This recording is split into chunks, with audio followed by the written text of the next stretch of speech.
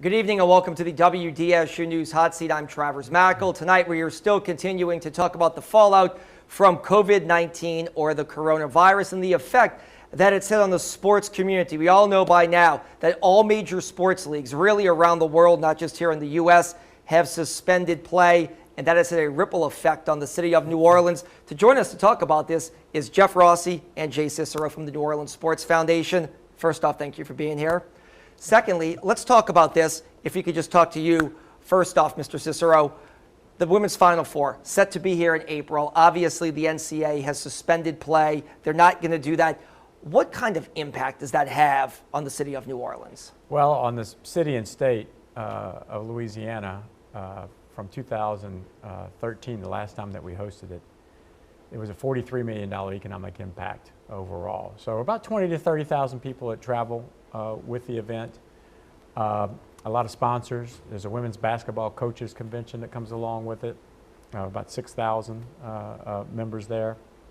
There's ESPN, who brings a huge amount of staff and resources to the table, and then there's the NCAA themselves, who are taking care of the players and the student athletes and coaches and the families. So there's a lot of special events that won't be happening also. So we had projected that obviously 7 years later it would be larger than 43 million, but somewhere over $50 million in economic impact for 2020. And if you could talk about this, Mr. Rossi, what goes into this to attracting an event like this to the city of New Orleans? If you could just lay out, this is not just flip a switch and you get it. This is years and years of preparation. Yeah, absolutely. We were awarded this bid back in 2014. So we've been working on this, almost 6 years now.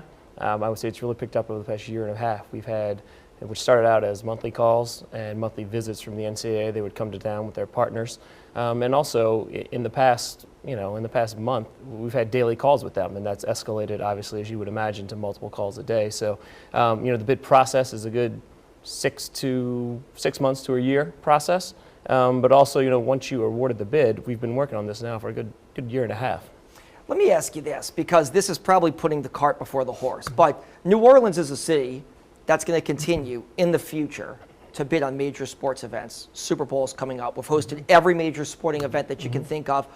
Does the NCAA essentially do a make good years down the road? Is that even on the table to say, hey, you know what? Look what happened in New Orleans in 2020 because of the coronavirus, but maybe we can award them another Final Four for the women's game in 2024, 2025, 2026. Is that a possibility? We haven't had those discussions yet. Of course, our local host partners, we would have to get together and figure out, what year we would be eligible. Our partners being the Tulane University, University of New Orleans, the Sugar Bowl, Sports Foundation, of course, and New Orleans and Company, and everybody in the area. We had all the schools, Dillard, Xavier, everybody was involved in this execution of this event and on the local organizing committee. So getting together and trying to figure out whether or not that would be possible, what year that would be possible, because we're a very popular city in the springtime. So finding out that first, and then it may be approaching the NCAA somewhere down the line, but we haven't had those conversations yet. So for people that don't know what the Sports Foundation does, your job is tasked with bringing major events here to the city of New Orleans, major sporting events, and you've been successful at doing that.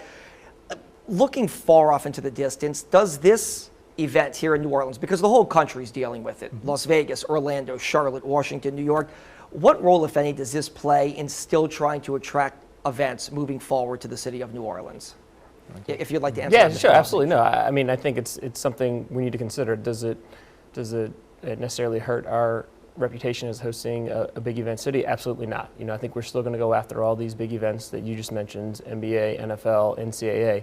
These are all partnerships that we've developed over years and years at the Sports Foundation. So it's very important to us, and it's something that we will plan for down the road. And as Jay mentioned, part of what we're doing is always looking 5-10 years down the road and what our schedule looks like and what the city schedule looks like and how we can continually attract these big events to the city. If both of you all could talk about this, just the uniqueness of this event, because unlike a Katrina in 2005, where that was a hurricane that hit New Orleans, or Harvey in Houston, Texas, a storm that hit that city, this is the whole country, and it's a virus, and we really have no playbook for something like this. Is the uncharted waters something that makes people nervous at every level, from the NCAA to major sporting events right now? I absolutely think so. I think that the fact that it's new, it's something we really haven't dealt with before, absolutely has caused a lot of anxiety amongst a lot of sporting event owners and host cities. Fortunately or unfortunately for us, we've been through a lot. We were the host committee staff for the 9/11 post 9/11 Super Bowl in 2002. So we had to move the game a week. Right. If you remember at that time, that was pretty harrowing time. Right. A year later, the Iraq War broke out right before the men's Final Four in 2003. So that we were scrambling at the last minute for security measures and everything associated with that. Katrina, we had to move the R+L Carriers New Orleans Bowl to Lafayette temporarily that year. Sugar Bowl was in Georgia. We've been through crisis management as far as major sporting events before. So, when you compare this to those, it's not really apples to apples because this is nationwide. Right. And it's not something that's just focused on us. So, you really have to take the bigger picture in mind, and hopefully, we will take the measures necessary to reduce the numbers of folks that have this virus and get to the other end of this and find a way to come back and be even stronger.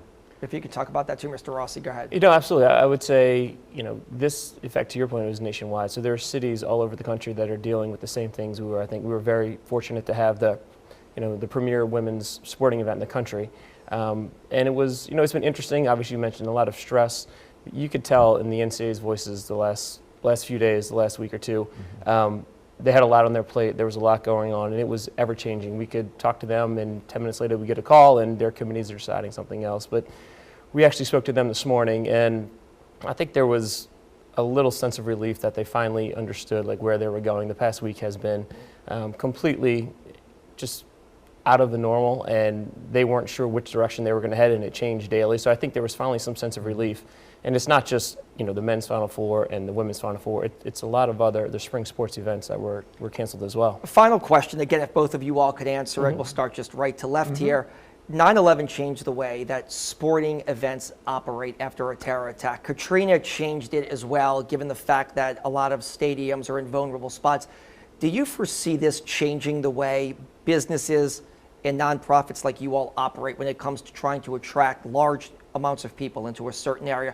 Will this change that, or is it too soon to tell given the fact we're kind of in the great unknown here? I think it will change somewhat, and that will probably be in the insurance realm, what the cancellation policies are and the planning for the unknown, which is difficult to do since you don't know what it is, but planning for something like this or cancellation, what are the options, laying those options out prior to instead of on the fly. That's something that I think that every organization should look at. And fortunately, because we bid upon and manage these events also, we create a very, very strong working relationship with these groups, especially the NCAA. And the open line of communication, especially the one that Jeff has with the NCAA staff, is going to lead us to collaborate a lot more. So we can all learn from each other about how to do this and do it better and be prepared for things like this.